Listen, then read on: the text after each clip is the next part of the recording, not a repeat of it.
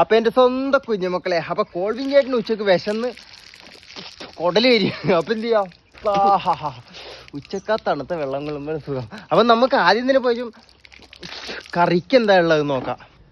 നല്ല കിടിലൻ പയറ് തോരനുണ്ട് മക്കളെ, പിന്നെ നല്ല ചെമ്മീൻ ചമ്മന്തി ഉണ്ട് മക്കളെ. മക്കളെ നമുക്ക് ഉണക്കമീൻ ചമ്മന്തിയും വേണ്ട, അതായത് പൊടിയിട്ട് വെച്ചേക്കണ ഉണക്കമീൻ ചമ്മന്തിയും വേണ്ട. പിന്നെ എന്തിട്ടാണ് നല്ല പയറ് തോരൻ, അതായത് കെമിക്കൽ ഇട്ട് ഉണ്ടാക്കണ പയറ് തോരനും നമുക്ക് വേണ്ട. പ്രകൃതിന്ന് പൊട്ടിമുളച്ച്, അതായത് ഭൂമിയിൽ പൊട്ടിമുളച്ച് നല്ല പ്രകൃതിദത്തമായ നല്ല അടിപൊളി കാന്താരി, അതായത് നല്ല വെള്ള കാന്താരി, അത് വെച്ച് നമുക്ക് കിടിലൻ കിടുകാച്ചി വേറെ ലെവല് പൊളപ്പൻ ചമ്മന്തി അടിക്കാം. പോരി എന്റെ മക്കളെ എല്ലാവരും പോരാത്തത്.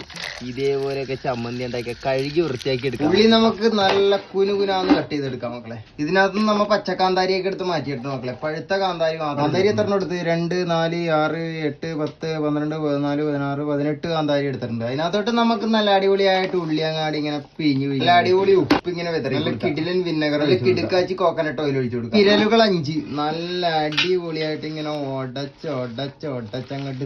ഈ കയ്യണ്ടല്ല മക്കളെ, ഒരു നക്ക് നക്കിയുള്ള സുഖം ഉണ്ടല്ല, വേറെ ലെവല് സുഖോരിക്കോട്ടാ. ചമ്മന്തി ഇങ്ങോട്ട് എടുത്തിട്ട് ഇങ്ങോട്ട് കഞ്ഞിയിൽ വെക്കാം മക്കളെ. എന്നിട്ട് ഇങ്ങനെ ഒരു കുഴ, എന്നിട്ട് ഇതിങ്ങനെ എടുത്തിട്ട് ആ ഉള്ളിയൊക്കെ ഇങ്ങനെ തന്നെ കിട്ടണോട്ടാ.